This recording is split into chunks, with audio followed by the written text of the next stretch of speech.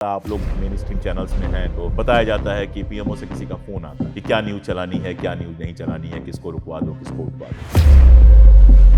11/12 का जो आपने जिक्र किया सर, तो मीडिया पर जो कॉरपोरेट का कब्जा था वो भी उस दौरान बहुत ज्यादा हावी हुआ।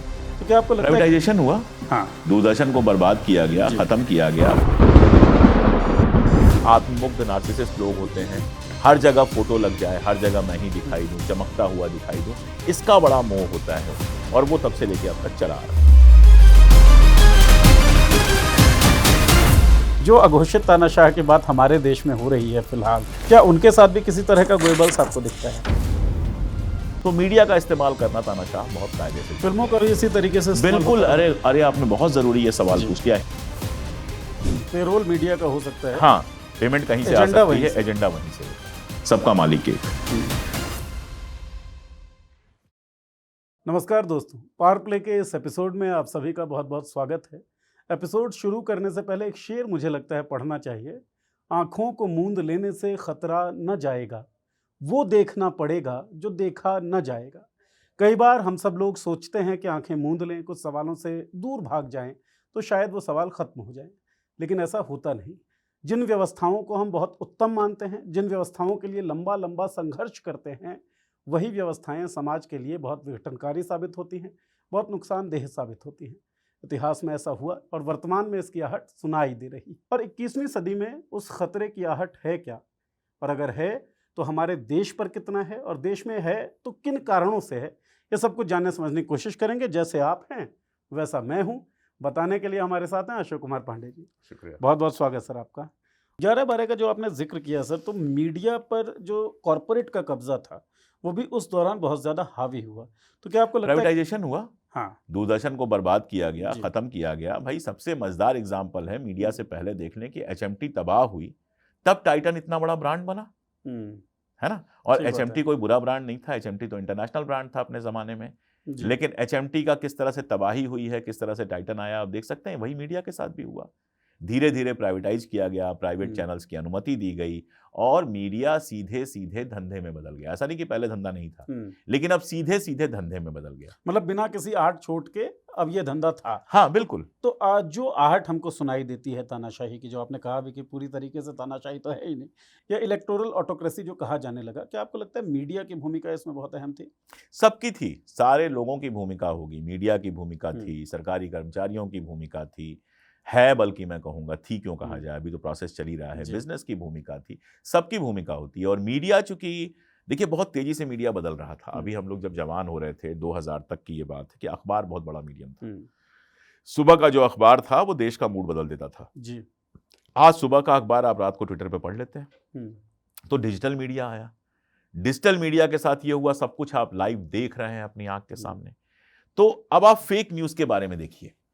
सिर्फ लिखे पर भरोसा करना बहुत मुश्किल है, लेकिन जब वो विजुअल्स के साथ आता है, लाहौर पर कब्जा हो गया, उसके विजुअल्स आ रहे हैं, लाहौर पर आप कब्जा कर रहे हैं, कराची पोर्ट में सेना घुस गई, कराची पोर्ट आ रहा है। मैं देख रहा था उस दिन, एक ही दिन मैंने देखा जी। और मैं सिर्फ ये देखने के लिए देख रहा था कि ये कितना झूठ बोल सकते हैं, क्योंकि उसके साथ साथ मैं इंटरनेशनल न्यूज भी लगातार देख रहा था। तो कराची का पोर्ट भी आ रहा है, इधर से जाती हुई जहाजें भी दिख रही। आपको पता है कि एनिमेशन है, लेकिन आपको मजा आ रहा है। आपका दिमाग जो है वो दृश्यों को देखकर फिर कल्पना करना शुरू करता है। वही वाली चीज है ना, A4 एप्पल हो, उसमें एप्पल का चित्र भी हो तो याद रह जाता है। बिल्कुल।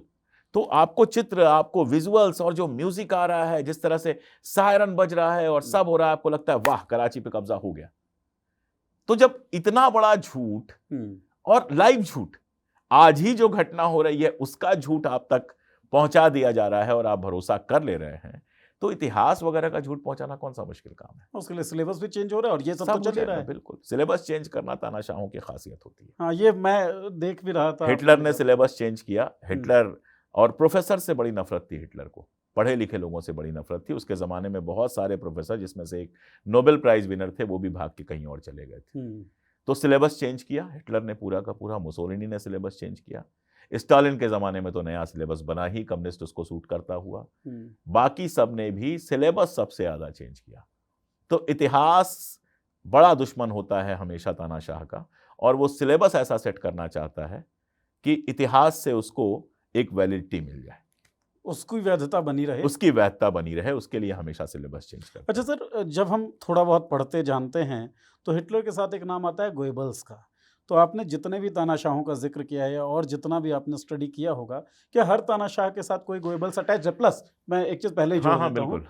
कि जो अघोषित तानाशाह की बात हमारे देश में हो रही है फिलहाल, क्या उनके साथ भी किसी तरह का गोएबल्स आपको दिखता है? हर हिटलर के साथ गोएबल नहीं होता है। आप देखिए मुसोलिनी अपना गोएबल खुद था। हम्म, मुसोलिनी पत्रकार था बेसिकली, हम्म, और जब सोशलिस्ट पार्टी ने अपने उसका जो है अखबार का उसको हेड बनाया, तो उसने कहा आज से सारे आर्टिकल मैं लिखूंगा। तो सारे आर्टिकल वो अच्छा, अकेले लिखता था, ऐसा पत्रकार क्या था वो। बात है, मतलब वो बायोलॉजिकल तो थे। हाँ, और अपना प्रोपोगंडा वो खुद करता था। हम्म, किस एंगल से फोटो खींची जाएगी, कैसी फोटो खींची जाएगी, कहाँ कहाँ फोटो लगेगी, ये सब वो खुद डिसाइड करता था। हम्म, और उसके जमाने में स्कूल के बच्चों तक की किताबों पर मुसोलिनी का फोटो होना जरूरी था। फोटो के मामले में हिटलर का फोटो आपको हर जगह दिखाई देता था, स्टालिन का फोटो आपको हर अलग जगह अलग दिखाई कपड़ों देता में भी क्या? था। हाँ बिल्कुल, अलग अलग कपड़ों में उतना ज्यादा नहीं, वो जमाना हम्म, अलग था। लेकिन मुसोलिनी ये अलग अलग कपड़ों वाला काम करता था। हम्म, वो जमाना वार का था। फर्स्ट वर्ल्ड जी, वार खत्म हुआ था, सेकंड वर्ल्ड वार शुरू हुआ, इसलिए ज्यादातर तानाशाह आपको सिपाहियों का ड्रेस। मिलिट्री ड्रेस में दिखाई देंगे। जी, लेकिन मुसोलिनी आपको दिखता है, मुसोलिनी संगीतकार भी अपने आप को बड़ा मानता था, नाटककार भी अपने आप को बड़ा मानता था, पत्रकार भी मानता था, वो अपने आप को एक्टर भी बहुत बड़ा मानता था। तो उसके आपको बहुत कुछ दिखेंगे, वो अपने आप को हर गुण में बिल्कुल संपन्न मानता था। तो उसको किसी गोएबल्स की जरूरत नहीं थी, वो खुद अपना गोएबल्स था। स्टालिन के आसपास तो पूरा एक सिस्टम था, कम्युनिस्ट पार्टी का सिस्टम था हम्म, जो प्रचार ही करता था। जैसे मुसोलिनी को गोएबल्स की जरूरत नहीं थी, वो अपना हम्म, गोएबल्स खुद था। वो अपना पूरा प्रोपेगेंडा खुद डिसाइड करता था, जी, खुद डिसाइड करता था कैसी फोटो छपेगी, किस एंगल से छपेगी, कहाँ कहाँ लगेगी। स्कूल के बच्चों की किताबों तक पर मुसोलिनी की फोटो लग गई थी, और हर जगह मुसोलिनी की फोटो लगी रहती थी। एक और मजेदार चीज है जिसको समझना चाहिए, उसके बाद मैं बात करूंगा, कि हर तानाशाह ने अपने समय का जो मीडिया था उसका जबरदस्त इस्तेमाल किया। जैसे हिटलर के जमाने में रेडियो नया नया आया था, जी, उसने रेडियो का जबरदस्त इस्तेमाल किया ताकि पूरी जर्मनी में उसकी बात एक साथ पहुंच सके। ईदी अमीन के जमाने में ब्लैक एंड व्हाइट टीवी आया था, तो वो अपने जब जिन लोगों को मरवाता था, हत्या करवाया था पॉलिटिकल लोगों की या इस तरह के अपराधियों की जो उसको अपराधी लगते जी, थे, तो उसका लाइव टेलीकास्ट होता था ताकि वो डर लोगों के मन में बैठ सके।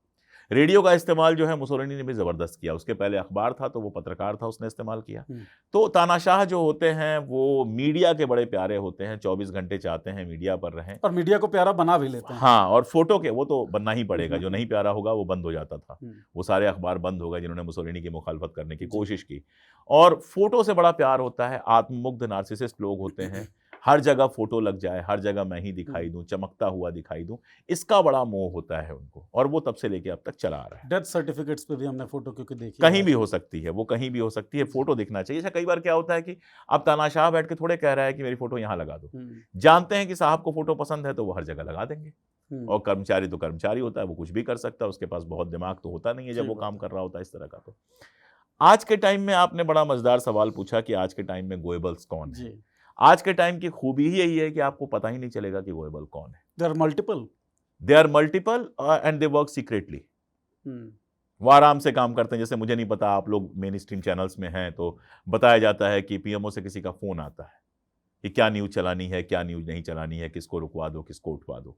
और ये तो एक फोन है जिसकी बात की जाती है, पता नहीं ऐसे कितने फोन आते हैं, पता नहीं कितने ऐसे जोशी जी लोग हैं मीडिया के अंदर हैं जो भले मीडिया की नौकरी कर रहे हैं लेकिन काम कर रहे हैं गोएबल वाला। पेरोल मीडिया का हो सकता है, हाँ, पेमेंट कहीं से आ एजेंडा सकती वहीं है, से। एजेंडा वहीं से होता है, सबका मालिक एक। हम्म, तो बहुत सारे गोएबल्स हैं, समय बदला है तो गोएबल्स है। और आप देखिए जितने आधुनिक, जैसे ट्रम्प का मैं एग्जांपल दूं आपको, हम्म, इस बार चुनाव जीतने के लिए उसने क्या किया, एलन मस्क के थ्रू सबसे पहले उसने सोशल मीडिया का जो बड़ा हैंडल है ट्विटर, जो वाकई इफेक्ट करता है, उसको खरीदवा लिया। तो बहुत बड़ा पूंजीपति प्लस मीडिया कंट्रोल। पूंजीपति के थ्रू मीडिया कंट्रोल, क्योंकि हाँ, मीडिया पूंजीपति चलाता है। हम्म, तो ट्विटर को उसने खरीद लिया और ट्विटर पे पूरा प्रचार चला डेमोक्रेट्स के खिलाफ और ट्रम्प के, उसमें पक्ष में माहौल बनाने की समर्थन में। कोशिश की गई और माहौल बना और ट्रम्प जीता। हम्म, हमारे यहाँ सोशल मीडिया का जिस तरह से इस्तेमाल किया जाता है, फेसबुक पर आप देखिए जिस तरह से लाखों करोड़ों रुपए खर्च किए जाते हैं, बिहार चुनाव में भी खर्च किए गए। हम्म, तो ये सारा कुछ खर्च ही इसलिए किया जाता है कि सबसे आधुनिक जो मीडिया है जिसके ऊपर लोग भरोसा करते हैं, व्हाट्सएप पे जो चलता है वो कहने की बात ही नहीं है। हम्म। तो मीडिया का इस्तेमाल करना तानाशाह बहुत कायदे से फिल्मों जानते का हैं। भी इसी तरीके से इस्तेमाल बिल्कुल, होता रहा। अरे अरे आपने बहुत जरूरी ये सवाल जी, पूछ लिया। हिटलर, क्योंकि स्टालिन, मेरे दिमाग में द केरला स्टोरी और द कश्मीर हिटलर फाइल के सब। टाइम में फिल्में गोएबल्स पास करता था। हम्म, जब तक गोएबल्स पास ना करे कोई फिल्म दिखाई नहीं जा सकती थी। नॉर्थ कोरिया में फिल्में जो बनती हैं वही फिल्में आप देख सकते हैं रिलीज हो सकती हैं जो वहां की सरकार पास करती है, और वो सारी प्रोपेगेंडा फिल्में होती हैं। वैसे किसी राइटर का कथन है, वो अभी गया हुआ था, रशिया गया हुआ था, तो उसने कहा कि यहाँ की फिल्मों में जो मैंने देखा काश वो मुझे जमीन पर दिखाई दिया होता। अगर वो जर्मनी गया होता तो शायद हिटलर के लिए भी यही कहता और बाकी जगहों के लिए भी कह सकता। तो फिल्म चूंकि एक ऐसा माध्यम है जो हम लोगों ने बात की कि उसमें दृश्य भी होता है, उसमें आवाज भी जी। होती है, एनिमेशन भी होती है, तो लोगों के दिमाग को कंट्रोल करने के लिए दिमाग में बैठती है वो बैठती चीज़, है वो जकड़ लेती है। आप इतिहास में अभी बैठकर आपको 1 घंटे ताजमहल पे बता दूं तो 10% चीजें याद रह जाएंगी, 90% निकल जाएंगी। लेकिन जब आप सीन देखते हैं ताजमहल फिल्म में, आप देखते हैं एक मंदिर है उसको तोड़ा जा रहा है, ताजमहल बनाया जा रहा है, तो वो आपको सच लगने लगता है, क्योंकि बचपन से आप फिल्में देख रहे हैं और उसको सच की तरह देख रहे हैं, ये जानते हुए कि वो एक्टिंग है, ये जानते हुए कि 3 घंटे का मामला है, लेकिन हमारा दिमाग उसको ग्रहण करने के लिए कंडीशनड है। तो सिनेमा हुआ, मीडिया हुआ, ये सब एक दूसरे से जुड़े हुए हैं। जो मास कम्युनिकेशन के मास मीडियम्स कम्युनिकेशन के हैं, जो भी मीडिया है उस पर कब्जा करना चाहता है, इतिहास पर कब्जा करना चाहता है, दरअसल हर चीज पर कब्जा करना चाहता है। कब्जा करने का नाम ही कब्जा तानाशाही। करने का नाम ही अच्छा, एक चीज़ तानाशाही बताएं है। सर, ये जो सेलिंग पॉइंट है या सेलिंग प्रोडक्ट जो है तानाशाहों का सबसे बड़ा, वो धर्म ही है क्या हर किसी के लिए? कुछ भी हो सकता है, वो अलग अलग जगहों पर अलग अलग हो जैसे सकता है, हिटलर के दौर विचारधारा में हो हम देखते सकती हैं। है, जी। धर्म हो सकता है, कुछ भी हो सकता है वो। अब मुसोलिनी ने उस तरह से किसी धर्म का इस्तेमाल नहीं किया, यहूदियों के खिलाफ भी कोई इस तरह का नरसंहार नहीं चलाया, लेकिन उसके लिए अपनी चीज थी। फर्स्ट वर्ल्ड वार के बाद वो मतलब एक जमाने में एंटी वार था, फिर फर्स्ट वर्ल्ड वार में हिस्सा लिया, बाद में बताया था, क्लासिफाइड रिकॉर्ड्स बताते हैं कि उसने फ्रांस और इंग्लैंड से पैसा लिया हुआ था, फिर वो एकदम प्रो वार हो गया, उसके हिसाब से जब तक वार नहीं होगा तब तक ह्यूमैनिटी आगे नहीं बढ़ेगी, तो वार को एक नशे की तरह यूज किया। हिटलर ने वार को एक नशे की तरह यूज किया, लेकिन एक दुश्मन खड़ा किया यहूदियों को। ईदी अमीन आप देखिए, कभी अमेरिका और इंग्लैंड के बहुत करीब था, इजराइल के बहुत करीब था, फिर वो अचानक जो है मुसलमान हो गया एकदम से रातों रात, फिर वो फलस्तीन का सपोर्टर हो गया, फिर सत्ता से हटने के बाद सऊदी अरबिया आया तो पक्का मुसलमान हो गया, 5 वक्त नमाज पढ़ने लगा और क्या क्या करने लगा। तो रूप बदलते तो रहे। बेसिकली धर्म का इस्तेमाल करते हैं। धर्म का जबकि जहां बहुधार्मिक समाज है, जहां एक ही धर्म का समाज है वहां बहुत कुछ नहीं हो सकता। इटली एक ही धर्म का समाज था, वहां आप क्या कर रहे हैं? हिंदुस्तान में इसकी संभावनाएं हैं। इसीलिए हिंदुस्तान में संभावनाएं हैं, क्योंकि जहां बहुधार्मिक समाज है वहां बहुसंख्यक धर्म को आप एकत्र कर सकते हो, उसको संगठित कर सकते हो अल्पसंख्यक धर्म के खिलाफ भड़काकर। हिटलर ने यहूदियों के खिलाफ भड़काया, बोले सारी समस्याओं का जड़ यही है। उनके खिलाफ अत्याचार अभियान चलाया, तो जिसकी औकात उनकी दुकानों से सामान खरीदने की नहीं थी उसको लूटने की छूट मिल गई। जिनको मतलब कोई लड़की पूछती ही नहीं थी उनको रेप की छूट मिल गई। तो वो अपने आप को एम्पावर्ड महसूस करते हैं जस्ट उस धर्म से बिलोंग करने के कारण। कोई गुण नहीं है, अलग से कुछ नहीं हासिल किया। यही चीज आप यहां पे देखते हो कि जिनकी औकात उनके घरों में बैठने की नहीं है वो सोशल मीडिया पे खड़े होकर दिन रात गाली देते हैं। जिनको 2 रोटी नहीं मिल रही है कहीं पे, जिनको कोई पूछ नहीं रहा है, वो सोशल मीडिया पे बड़े से बड़े लोगों को माँ बहन की गाली दे सकते हैं। तो ये एम्पावरमेंट जो लगता है ना, एम्पावर्ड है, भीड़ का एम्पावरमेंट और सत्ता का संरक्षण। ये भरोसा, ये हो चाहे नहीं हो, बहुत बार लोग गिरफ्तार होते हैं, जेल जाते हैं, कोई बचाने नहीं आता है, लेकिन एक भरोसा पैदा किया गया है कि तुम कुछ करोगे पकड़े भी जाओगे तो हम बैठे हैं ना। ये एम्पावरमेंट आता है, और उसमें प्राचीन गौरव, प्राचीन संस्कृति। अब कोई ऊंची जाति में पैदा हुआ है, मान लीजिए कोई ब्राह्मण है या ठाकुर है, नहीं पढ़ लिख नहीं पाया ठीक से, नाम ढंग से, मतलब ट्विटर पे लोग एक ट्वीट लिखते हैं उसमें भाषा देख के समझ में आ जाता है कि क्लर्क बनने लायक नहीं है, मेरे यहाँ आए तो मैं नौकरी पे ना रखूं, लेकिन उनको भी लगता है कि रिजर्वेशन नहीं होता तो हम आईएएस बन जाते हैं। भाई सारे दलित आईएएस बन गए हैं क्या? रिजर्वेशन होने से सारे दलित आईएएस बन गए? नहीं बने हैं। सब लोग आधे नंबर से रह जाते हैं और रिजर्वेशन सब आधे नंबर से रह जाते हैं। यस, आईआईटी में 1 नंबर से रह जाते हैं, उसके बाद आईएएस में आधे नंबर से सब रह जाते हैं। और रिकॉर्ड देखोगे तो हाई स्कूल में आधे नंबर से पास हुए होंगे, 33% चाहिए, 34% लेके पास हुए होंगे। ना हिंदी बोल पाएंगे, ना अंग्रेजी बोल पाएंगे, ना कोई और भाषा बोल पाएंगे, ना एक पैरा ढंग से लिख पाएंगे। लेकिन चूंकि आप ब्राह्मण पैदा हो गए तो आप मान के चलते हो मैं विद्वान हूं, और कोई ऐसी सरकार आ जाए या कोई ऐसी सरकार हो जो आपके इस मानने को सहलाती रहे, अच्छा लगता है, आप खुश होते रहेंगे। ताकत कोई अगर रोज नीरज आपसे कहता रहे कि नीरज आप बहुत खूबसूरत लग रहे हैं, नीरज आप बहुत खूबसूरत लग रहे हैं, 2 दिन आप शाम को जाएंगे शीशे में देखेंगे, अरे यार इतना भी नहीं हूं, नॉर्मल आदमी हूं, तीसरे दिन देखेंगे, लेकिन चौथे दिन से आपको अच्छा लगने लगेगा कि ठीक है यार, अच्छा ही है। और अगर वो कहने वाला कोई ताकतवर आदमी हो, आपका बॉस आपसे कहने लगे कि यार तुम तो बहुत होशियार आदमी हो, तो आपको एक बार अच्छा लगेगा, और दूसरी बार अच्छा लगे, तीसरी बार आप भरोसा करने लगेंगे। तो यहां तो जिसको आप भगवान मानते हैं वो अगर आपकी मूर्खताओं को सहला रहा है, वो अगर कह रहा है कपड़े देख के पहचान सकते हैं, मंगलसूत्र चुरा ले जाएंगे, तो फिर तो आपकी भाषा और नीचे गिरेगी ही, और वो गर्व आपके अंदर आएगा ही।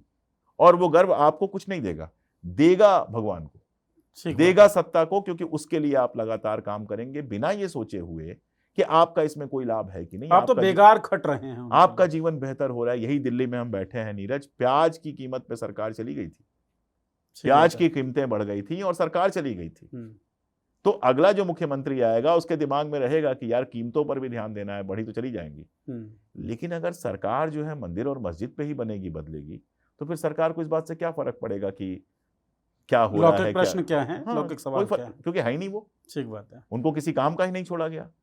ना उनसे वो अपेक्षा की गई, ना जिसकी उनसे साइकिल पूछा खरीदने गया। की औकात नहीं है, वो टीवी पे आकर कैमरे पे आके कहता है कि चाहे 500 रुपए लीटर हो जाए, चाहे 5000 रुपए लीटर हो जाए, हम यही सरकार चुनेंगे। जी। तो फिर सरकार क्यों इस बात की चिंता करेगी कि पेट्रोल और डीजल की कीमत नीचे होनी चाहिए? तानाशाही रवैये को केवल उस पार्टी में ना देखें जिस पार्टी को आप नापसंद करते हैं, अपने परिवार में भी देखें, अपने अंदर भी देखें, उन पार्टीज में भी देखें जिन पार्टीज का आप समर्थन करते हैं, और समर्थन करें तानाशाही के खिलाफ जो आवाजें हैं उनका। अपना भी समर्थन करें अगर आप तानाशाही के खिलाफ हैं, और इस तरह के चरित्र को, इस तरह की प्रवृत्तियों को अपने अंदर डेवलप करने की कोशिश करें। बहुत बहुत शुक्रिया ये चर्चा सुनने के लिए। कैसी लगी? कोई सवाल हो तो आप ज़रूर बता दें, मैं सर को बता दूंगा। सर का समय मिला तो यहाँ बातचीत कर जरूर। लेंगे, वरना द क्रेडिबल हिस्ट्री पे आप वो सुन ही सकते हैं अपने सवालों के जवाब। बहुत बहुत शुक्रिया।